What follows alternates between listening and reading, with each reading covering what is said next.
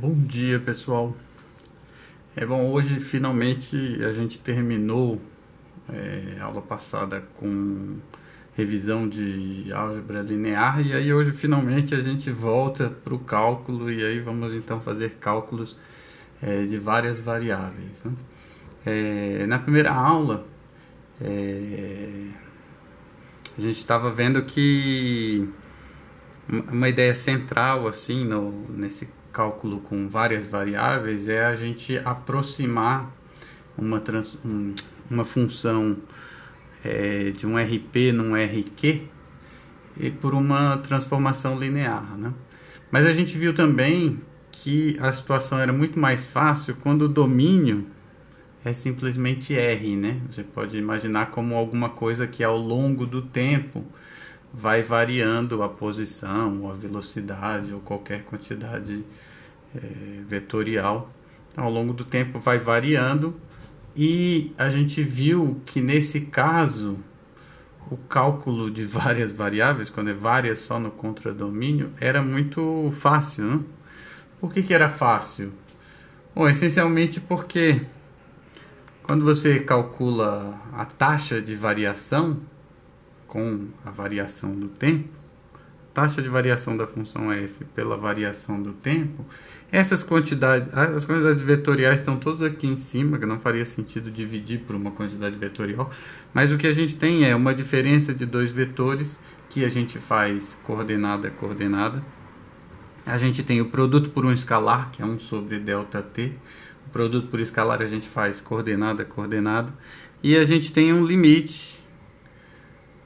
E o limite você faz também coordenada a coordenada. E no final das contas, a derivada da função vai ser um vetor, tipo a velocidade, né?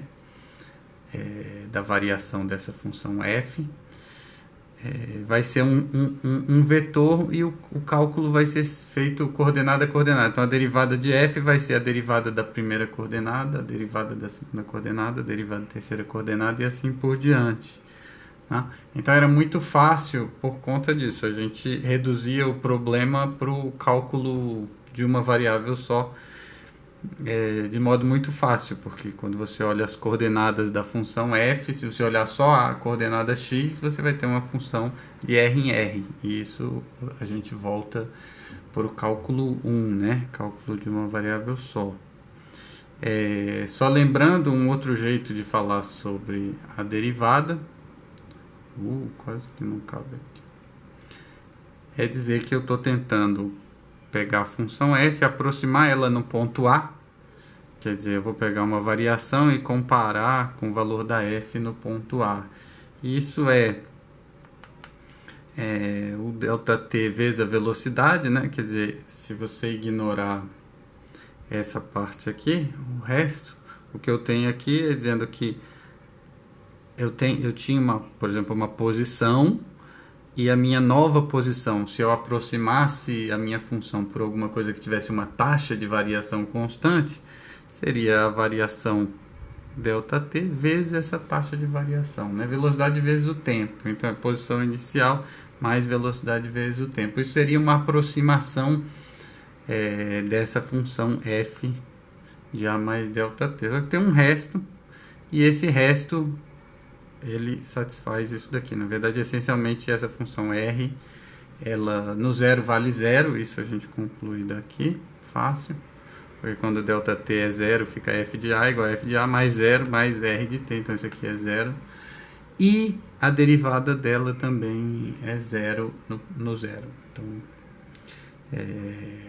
essa é uma maneira de definir derivada quando era de r em r, e agora também de r em rn também funciona do mesmo jeito, né? E o nosso objetivo era aproximar isso por transformações lineares, mas antes de fazer isso, eu vou fazer coisas mais fáceis. A gente pode, com um pouquinho de criatividade, usar o que a gente sabe de cálculo 1 para calcular coisas que não vão de R em Rn. Por exemplo, você vai de R2 em Rn, você poderia fazer assim, uma função de x e de y. Você podia dizer assim, vou imaginar que eu vou deixar o y constante e eu vou variar só o x. Quer dizer, eu vou deixar fixado o b e eu vou variar só a primeira coordenada. Então, a derivada de f com respeito à primeira coordenada vai ser esse limite aqui, que você consegue fazer da mesma forma, porque quando você fixa a segunda coordenada, você agora tem uma função de r em Rn, né? E aí você faz a conta da derivada. F de A mais ΔX, o B está fixado, então você faz a diferença desse para esse, divide pelo ΔX, toma o limite. Quando isso aí existe, isso é a derivada da F com respeito à primeira coordenada no ponto AB. Né? E da mesma forma, você pode fazer a derivada da F com respeito à segunda coordenada no ponto AB. Vai ser o que? Você deixa a primeira coordenada fixada, varia a segunda e vê a taxa de variação na segunda. Quando ΔY vai para zero. Isso é um zero, parece um infinito. Mas isso na verdade é um zero. Uma anotação que vocês vão ver mais por aí pelos livros, acho eu, vai ser assim: derivada com respeito a x, derivada de f com respeito a y no ponto AB. Né?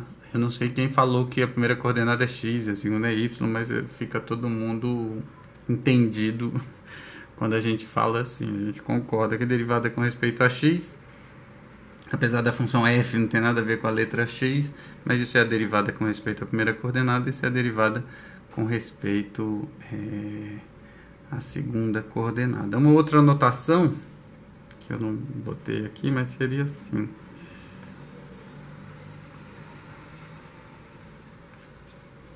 a derivada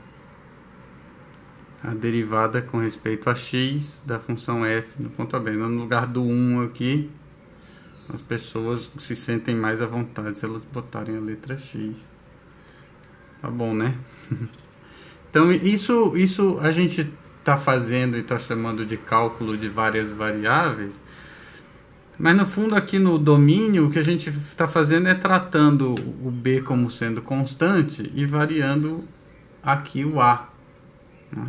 Então, no fundo, é uma função de r em Rn, depois que você fixa a segunda coordenada. Né? E aí, só o que resta saber, não, mas assim, uma coisa que a gente precisa saber, então, tá, e como é que eu faço, como é que eu calculo essa derivada parcial, né? A derivada com respeito à primeira entrada e com respeito à segunda entrada.